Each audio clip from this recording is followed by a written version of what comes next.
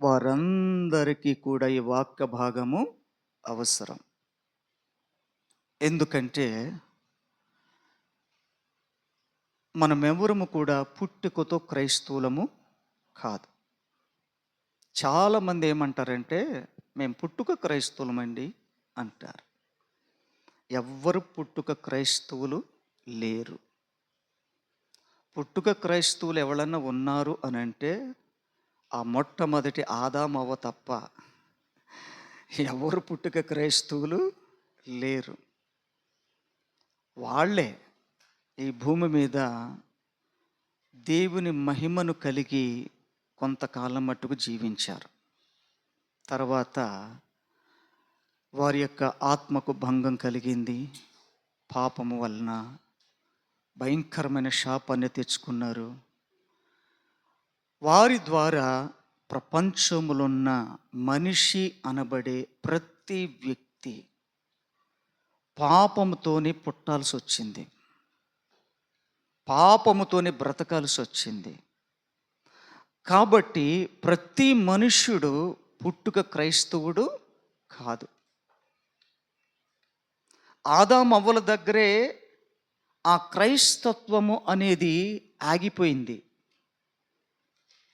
పాపము వారిలోనికి ప్రవేశించిన క్షణము రోజున పరిశుద్ధత ఆగిపోయింది, పవిత్రత ఆగిపోయింది, దేవుని యొక్క మహిమ ఆగిపోయింది, దేవునితో సహవాసము చేయుట ఆగిపోయింది.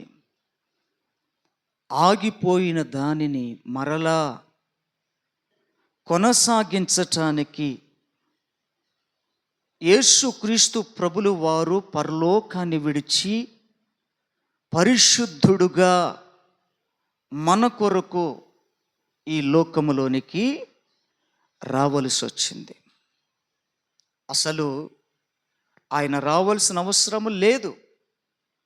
కానీ మనుషులు చేసినటువంటి తప్పిదాలకు, పాపాల గురించి పరమును విడిచి భూమి మీదకి ఆయన దిగి రావాల్సి వచ్చింది.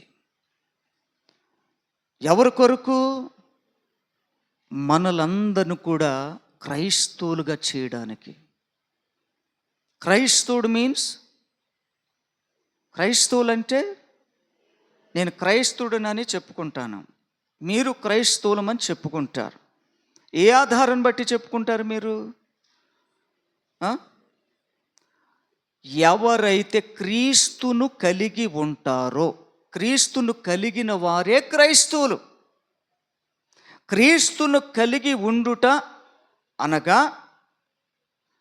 ఆయనలో ఉన్న పరిశుద్ధత, ఆయనలో ఉన్న నీతి, ఆయనలో ఉన్నటువంటి పవిత్రత, యథార్థమైన జీవితము కలిగి ఎవరైతే జీవించటానికి ఇష్టపడతారో వారు మాత్రమే ఎవరు? క్రైస్తవులు. ఇప్పుడు మీరు పరీక్షించుకోండి, మీకు వదిలేస్తున్నా. నేను ఖచ్చితమైన క్రైస్తవుడను, నేను ఖచ్చితమైన క్రైస్తవరాలను అని నీ గుండెల మీద చెయ్యి వేసుకొని ధైర్యంగా చెప్పుకోవాలంటే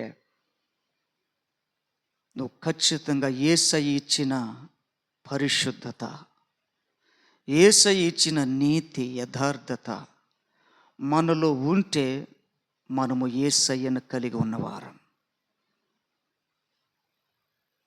ఏం వారం? మనము యేసయ్యను కలిగినటువంటి వారం. ఇక అందులో నో డౌట్, అనుమానమే లేదు.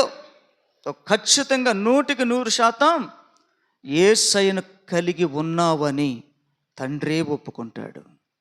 మనుషులు ఎవరు ఒప్పుకోకపోయినా, ఒప్పుకోవలసిన అవసరం లేకపోయినా నిన్ను తండ్రైన దేవుడు ఒప్పుకుంటే చాలు. ఆయన ఎదుట నిన్ను నీవు లేక మనముగా నిర్ధారణ చేసుకుంటే చాలు. నేను అసలైన సిసలైన నేను క్రైస్తవురాలను, నేను క్రైస్తవుడను అని నీ నిర్ధారణ నీకు ఖచ్చితంగా ఉంటే చాలు. ఎవ్వరో చెప్పవలసిన అవసరం మనకు లేదు. తండ్రి నీవు, నీవు తండ్రి, అంతే. ఇంకెవ్వరికి కూడా మధ్యవర్తిత్వం అనేది లేదు. మధ్యవర్తిత్వం వహించిన తన కుమారుడైన యేసయ్యకే హక్కు ఉంది తప్ప, నువ్వు క్రైస్తవుడువా కాదా, నా కుమారుడువా కాదా, పరలోక సంబంధవి కాదా అని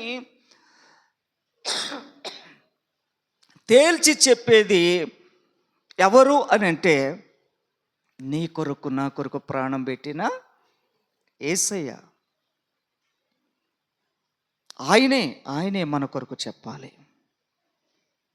ఆయన ఏం చెప్తాడో మనకు తెలియదు, కానీ నిర్ధారణ మనకు ఉండాలి, ఒక అవగాహన మనకు ఉండాలి, ఒక తీర్మానం మనకు ఉండాలి. ఇవేమీ లేకుండా నేను మారు మనసు పొందానండి, నేను బాప్తీసం తీసుకున్నానండి, నేను ప్రభువును అంగీకరించానండి, నేను క్రైస్తవుడనే, ఓకే, ఇవన్నీ వాక్యములో ఉన్నాయి, మన జీవితంలో జరగాలి. ఇది క్రమము కానీ ఇవి బాహ్యానికి చూపించుకునేటట్టుగా ఉంటాయేమో. ఏంటి? బాప్తీసం తీసుకొనుట, నేను మారు మనసు పొందానని చెప్పుకొనుట, యేసయ్య నా కొరకు ప్రాణం పెట్టాడని చెప్పుకొనుట,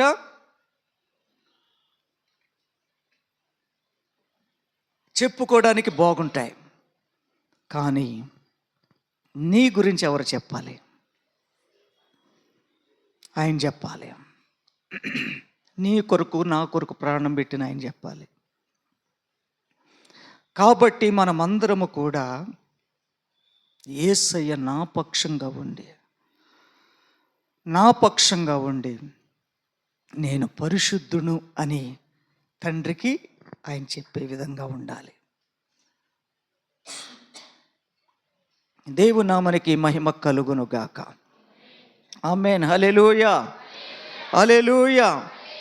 దేవుని బిడ్డలారా, చూడండి, ఒక వచనం మనం చదువుకుందాం. ఇన్ని వచనాలు మనము వివరించుకోవాలంటే మనకు కొన్ని నెలలైనా సరిపోవు, సంవత్సరాలైనా సరిపోవు.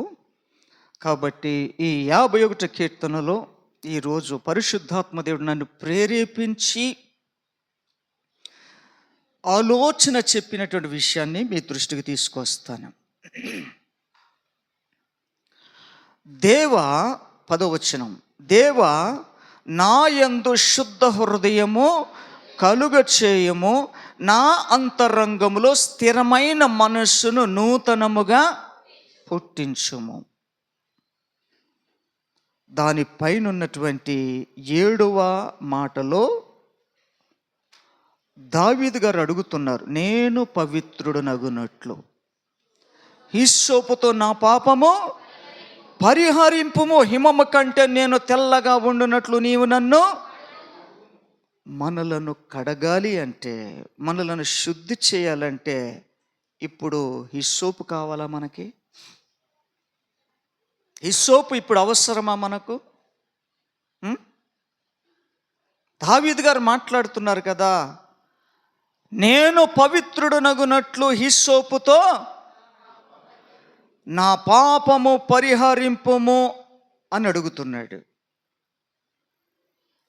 ఇప్పుడు ఈ దినాలలో హిస్సోపు అవసరం లేదు, హిస్సోపు మనకు అవసరం లేదు. కావలసింది ఏంటి? నీవు పవిత్రుడుగా కావాలంటే, పరిశుద్ధుడుగా కావాలంటే, నీ అంతరంగ స్వభావము నూతనపరచబడాలి అని అంటే మనకు కావలసింది హిస్సోపు కాదు, ఎటువంటి మెటీరియల్స్ లోక సంబంధమైనవి కాదు. మనకు కావలసింది ఒక్కటి, ప్రపంచమంతటికి కూడా యేసయ్య పరిశుద్ధమైన రక్తము మనలను శుద్ధి చేస్తుంది, మనల్ని కడుగుతుంది, పవిత్రపరుస్తుంది.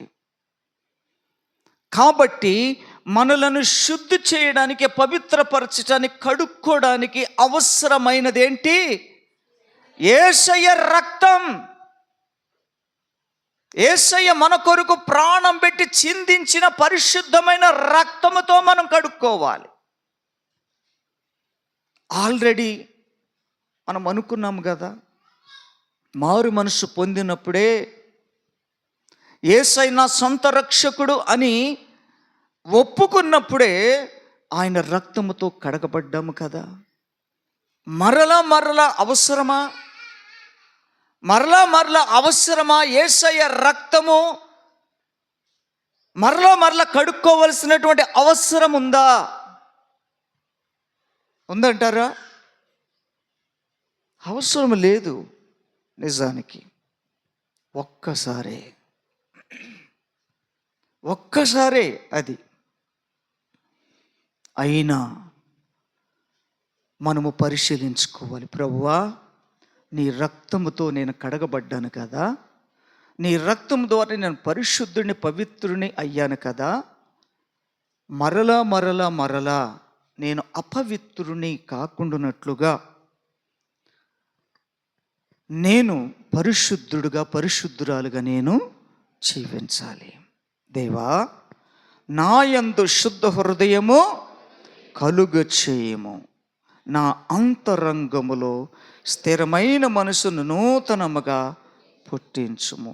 ఎవ్వరూ మన హృదయాన్ని పరిశుద్ధపరచలేరు, ఎవ్వరూ మన హృదయాన్ని కడగలేరు, ఎవ్వరూ మన హృదయాన్ని పరిశీలించలేరు, పరిశోధించలేరు.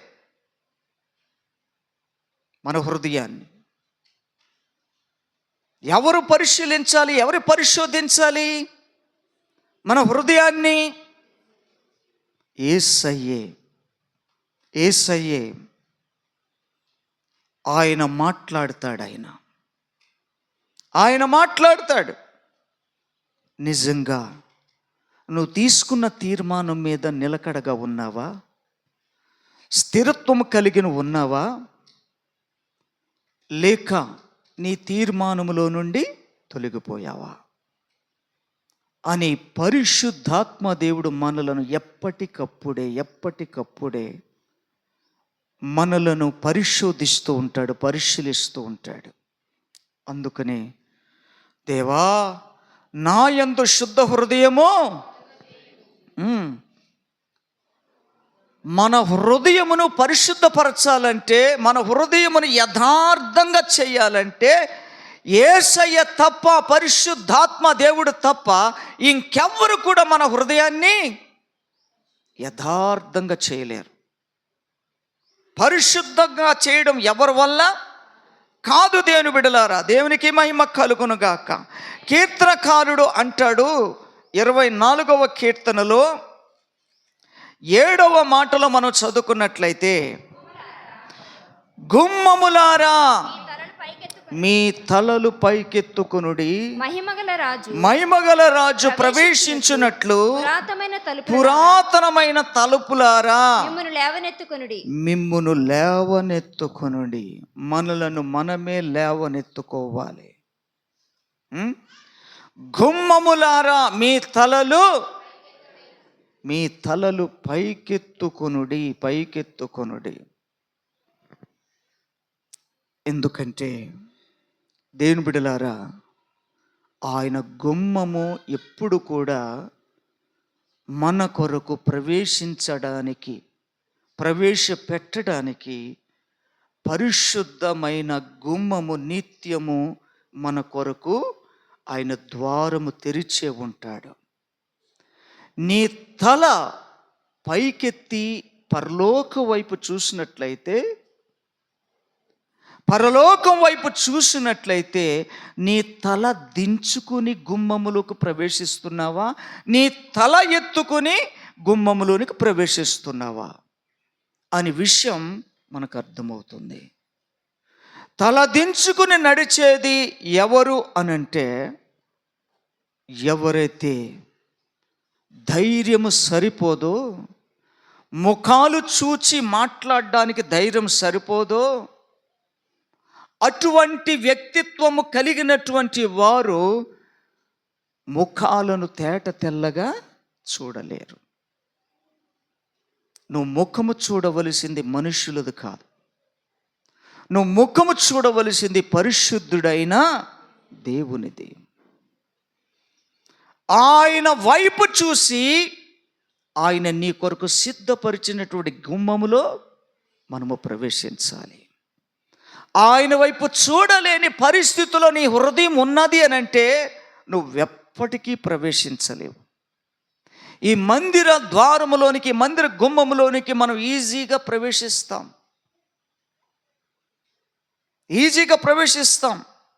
ఇక్కడ ప్రవేశించినంత ఈజీగా నువ్వు పరలోకపు గుమ్మములు నువ్వు ప్రవేశించలేవు.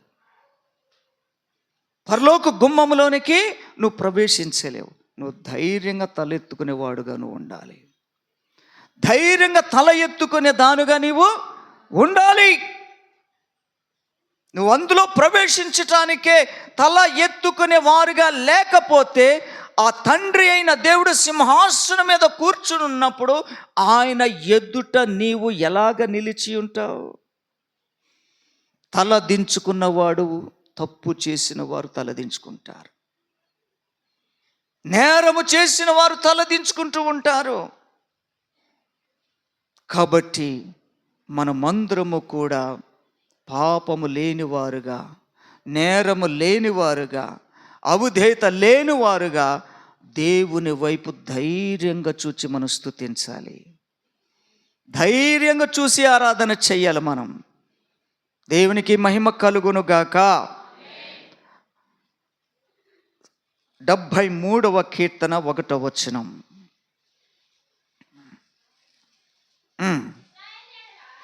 ఇశ్రాయేలీయుల ఎడల, శుద్ధ హృదయం ఎడల నిశ్చయముగా దేవుడు దయాళుడై శుద్ధ హృదయుల ఎడల నిశ్చయముగా దేవుడు దయాళుడై ఉన్నాడు. నిశ్చయముగా ఆయన ఏమై ఉన్నాడు?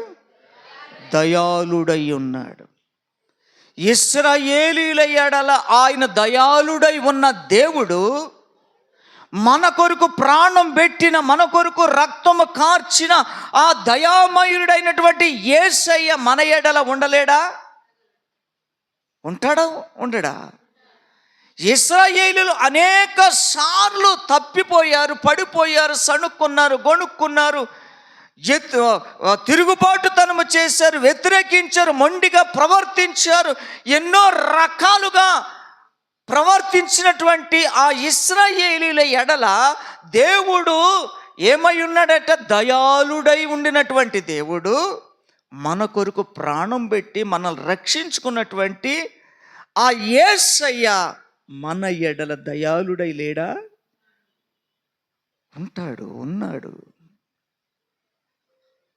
వారి ఎడలే దయాళుడై ఉంటే నీ కొరకు ప్రాణం పెట్టిన యేసు నిన్ను కడిగి శుద్ధి చేసి పవిత్రపరిచినటువంటి ఆ యేసు ఎంత దయ నీ మీద కుమ్మరిస్తే ఈ రోజున దేవుని సన్నిధిలో మనం ఇలా కూర్చోగలుగుతున్నాం. పూర్వపు దినాలలో దేవుని పేరు కూడా ఎత్తటానికి ధైర్యం లేదు మన పూర్వీకులకు. యెహోవా అనే మాట పలకాలి అని అంటే ఎవ్వరికీ యోగ్యత లేదు. ఈ రోజున మనము ఎంతో ఈజీగా యెహోవా మా ప్రభువా, మా రక్షకుడా, మా తండ్రి అని మనము ఎంతో చక్కగా ఆయన మాటను ధైర్యంగా మనం పలకగలుగుతున్నాం. మన పితరులకు లేనటువంటి ఆ ధన్యత దేవుడు ఎవరికిచ్చాడు? ఈ రోజున మనకిచ్చాడా లేదా? మనకిచ్చాడు. కాబట్టి ఇశ్రాయేలుల ఎడల దయాళుడై ఉన్నటువంటి దేవుడు మన కొరకు ప్రాణం పెట్టిన యేసయ్య, రక్తము కార్చిన యేసయ్య మన మీద దయ చూపి, మన మీద కనికరము ఉంచి మనలను పవిత్రపరిచాడు, మనలను పరిశుద్ధపరిచాడండి. కాబట్టి ఆయన దయ ఎన్నడూ కూడా తొలగిపోకూడదు. తొలగించడు ఆయన దయంట మన మీద శిరస్సుండి పాదముల వరకు కప్పుతుందంట, కప్పి పెడుతుందంట దయ. ఎప్పటి వరకు? ఆయుష్కాలం అంతవరకు. ఆయుష్కాలం అంతవరకు ఆయన దయ కింద మనం బ్రతకాలి. ఆయన దయ కింద మనము జీవించాలి. దేవునికి మహిమ కలుగును గాక. ఎఫెసీయులకు రాసిన పత్రిక 2:10.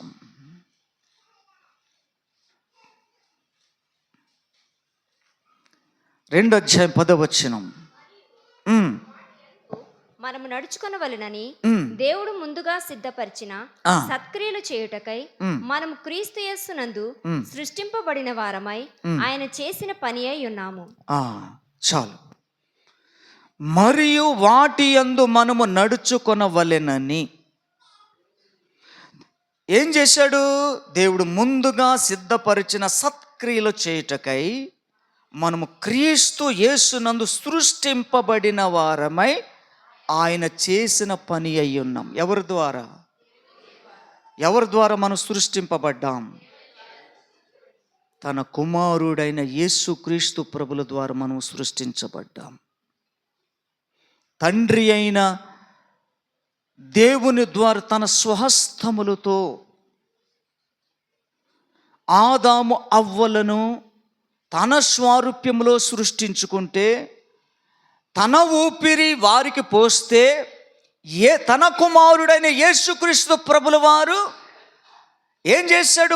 మనల్ని ఏం చేశాడు? మనలను తయారు చేశాడట. మనలను తయారు చేశాడు.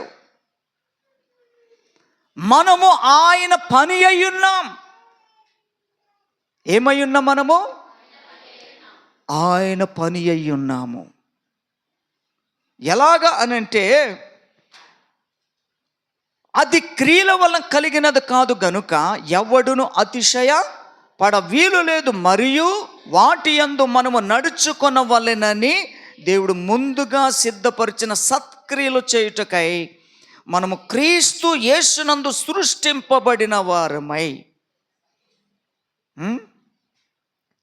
మనము యేసుక్రీస్తు రక్తము ద్వారా సృష్టింపబడ్డాం. యేసుక్రీస్తు ప్రభుల ద్వారా మనము పరిశుద్ధమైన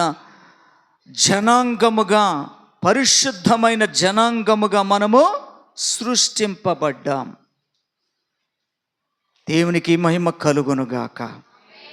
కాబట్టి యేసుక్రీస్తు ప్రభుల వారు ఆయన ఏదో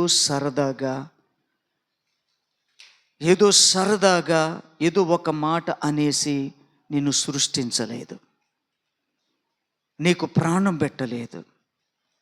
మనమందరము కూడా ఆయన పని అయి ఉన్నాం. ఆయన ద్వారా సృష్టించబడ్డాం. కాబట్టి ఆయన పరిశుద్ధుడు గనక మనమును ఉండాలని. అందుకనే దావీదేమంటున్నాడు? అయ్యా, నా యందు శుద్ధ హృదయము కలుగ చేయము. దేవునికి మహిమ కలుగునుగాక. ఇర్మియా భక్తుడు అంటాడు 24:7 మాటలో, 24వ అధ్యాయము 7వ మాటలో మనం చదువుకుంటే, వారు పూర్ణ హృదయముతో నా యొద్దకు తిరిగి రాగా. ఎలా తిరిగి రావాలి? దేవుని యొద్దకు ఎలా తిరిగి రావాలి? మనం పూర్ణ హృదయముతో, అసంపూర్ణ హృదయముతో కాదు. కొద్ది పూర్ణత అసంపూర్ణత అనేది కాదు. పూర్ణ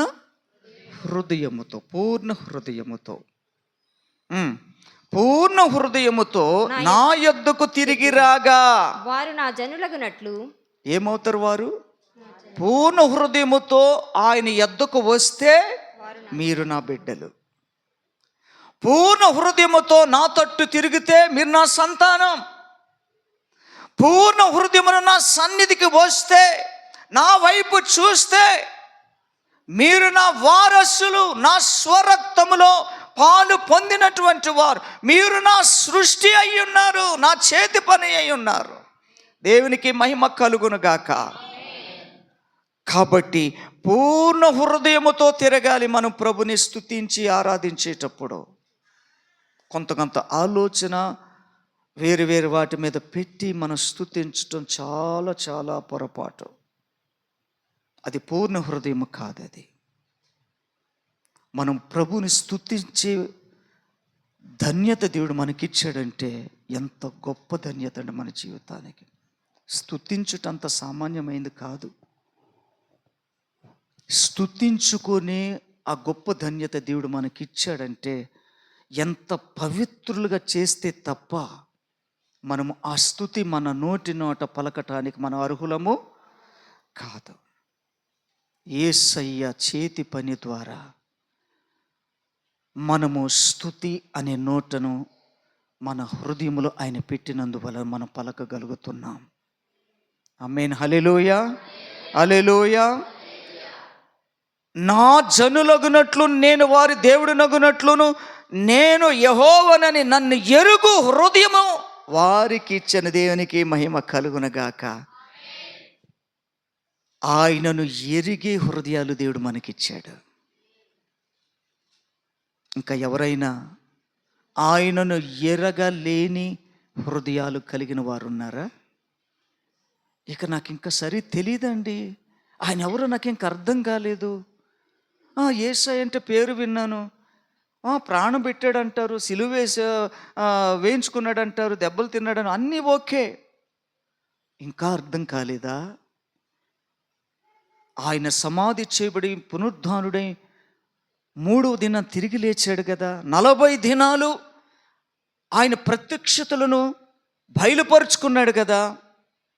ఆయన ఎవరు ఇంకా మనకు తెలియలేదా?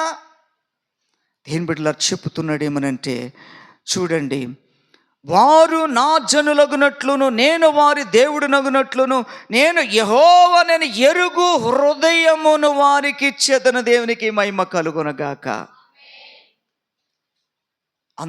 ఆయన కనుక అటువంటి హృదయం మనకివ్వకపోతే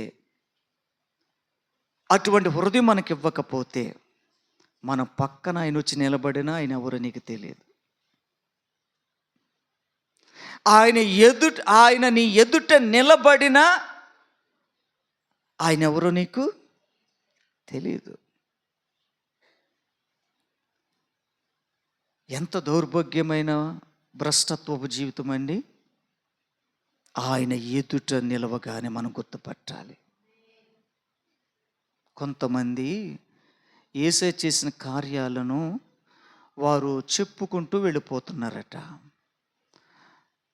వాళ్ళు మాట్లాడుకుంటూ వెళుతున్నప్పుడు వారితో పాటు యేసయ్య నడుస్తూ ఉన్నాడట. పట్టించుకోలేదు. నోటుతో మాట్లాడుతున్నారు, జరిగిన సంఘటనలు జ్ఞాపకం చేసుకుంటున్నారు, కానీ గ్రహించలేరు. వాళ్ళ హృదయాలు తెరవబడలేదు. పాట పాడతాం, స్తుతిస్తాం, ఆరాధిస్తాం, నోరు తెరిచి చేస్తాం, హృదయం తెరిచి కాదు. హృదయం తెరిచి ఎవరు చేస్తారంటే ప్రభువును గుర్తుపట్టగలిగిన వారు. హృదయం తెరిచి ఎవరు ప్రభుని స్తుతించి ఆరాధిస్తారనంటే, ఎవరికైతే దేవుడు శుద్ధ హృదయం ఇచ్చాడో, పరిశుద్ధ హృదయం ఇచ్చాడో, ప్రభుని చూచే హృదయం ఇచ్చాడో, అటువంటి హృదయము కలిగిన వారి ప్రభుని చూసి ఆరాధిస్తారండి. ప్రభుని చూచి ఆరాధిస్తారు. ప్రభుని చూచి ఆరాధించేవారు ప్రక్కన ఎవరున్నారో కూడా గుర్తుపట్టరు. ఎవరెవరున్నారు, ముందెవరున్నారు, వెనకెవరున్నారు గుర్తుపట్టరు. అవసరం లేదు. దేవుడు నాతో ఉన్నాడా లేదా, దేవుడు నా ఎదుట ఉన్నాడా లేదా అనేది మాత్రమే చూస్తారు. ఎవరు అనంటే శుద్ధ హృదయము కలిగిన వారు. దేవుడు ఎవరికైతే అటువంటి హృదయమును ఇచ్చాడో, పొందుకున్న వారందరూ కూడా ప్రభు వైపే చూసి ఆరాధిస్తారు, ప్రభు వైపే చూసి స్తుతిస్తారు, మహిమపరుస్తారు తప్ప మనుషుల వైపు చూసి స్తుతించరు, ఆరాధించరు. వాళ్ళకి సంబంధం లేదు.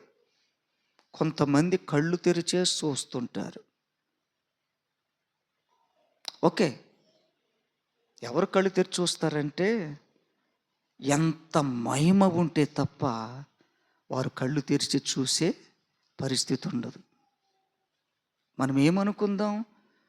బలమైన మహిమ కలిగి ఉన్నాడు కాబట్టి చూస్తున్నాడు అనుకుందామా? లేకపోతే కళ్ళు తెరిచి కూడా ఆత్మలో ఆనందిస్తారని అనుకుందామా? ఏమండి? కాదు. నిజంగా అంత హైలీ అనాయింటింగ్ నీకుంటే నువ్వు కళ్ళు తెరిచి కూడా చూచి ఆరాధించవచ్చు, తప్పేం కాదు. కళ్ళు తెరిచి కూడా ప్రార్థించవచ్చు, తప్పేం కాదు. కానీ అంత బలమైన మహిమ, అంత బలమైన అభిషేకం లోనికి మనం ఇంకా రాలేదేమో. అంత అభిషేకంలోనికి రావాలి. దేని బిడ్డలారా, కాబట్టి మనము ప్రభు వైపు చూడాలి. మన హృదయం ఎత్తు పట్టుకోవాలి. ఆయన వైపు చూసి స్తుతించాలి. ఆయన వైపు చూసి మనం ఆరాధించాలి. ఎవరేం చేస్తున్నారో కనిపెట్టడం నీ పని కాదు. ఎవరు ఆరాధిస్తున్నారు, ఎవరు ఎలా ఎగురుతున్నారు, ఎవరు ఎలా చప్పట్లు కొడుతున్నారు, ఎవరు ఎలా పాడుతున్నారు పరీక్షించవలసిన పని నీది కాదు. నీకు అవసరం లేదు, నీకు సంబంధం లేదు. నిజంగా దేవుడు నీకు పరిశుద్ధ హృదయం నీకు ఇచ్చాడు అనుకుంటే ఆ పరిశుద్ధుడు నీవు తప్ప మధ్యలో ఇంకెవరికి సంబంధం లేదు, ఎవరు ఉండకూడదు. కాబట్టి మనమందరము కూడా ధ్యానపూర్వకముగా ప్రభుని స్తుతించాలి, ఆరాధించాలి. దేవునికి మహిమ కలుగును గాక. అటువంటి హృదయము దేవుడు మనందరికి ఇచ్చును గాక. అటువంటి అభిషేకము దేవుడు మనందరికి దయచేను గాక. అటువంటి అగ్ని కుమ్మరింపు దేవుడు మనందరికి సమృద్ధిగా ఇచ్చును గాక. ఆమేన్. కాబట్టి దేవుని బిడ్డలారా, దయచేసి ఈ సమయంలో మనమందరం లేచి నిలబడి, ఇంతవరకు పరిశుద్ధాత్మ దేవుడు యథార్థ హృదయముతో, పరిశుద్ధ హృదయముతో దేవుని వైపు చూస్తూ చేసే ఆరాధన ఎవరికైతే శుద్ధ హృదయమును తండ్రి అయిన దేవుడు ఇచ్చాడో, పరిశుద్ధ హృదయము ఇచ్చాడో, అట్టి వారమైనటువంటి మనము ఖచ్చితంగా ధ్యానపూర్వకమైన ఆత్మతో ప్రభుని స్తుతిస్తూ ఆరాధిస్తూ ఉండాలి. అటువంటి ఆరాధన దేవునికి ఎంతో ఇంపైనది, దేవునికి ఎంతో ఇష్టమైనది.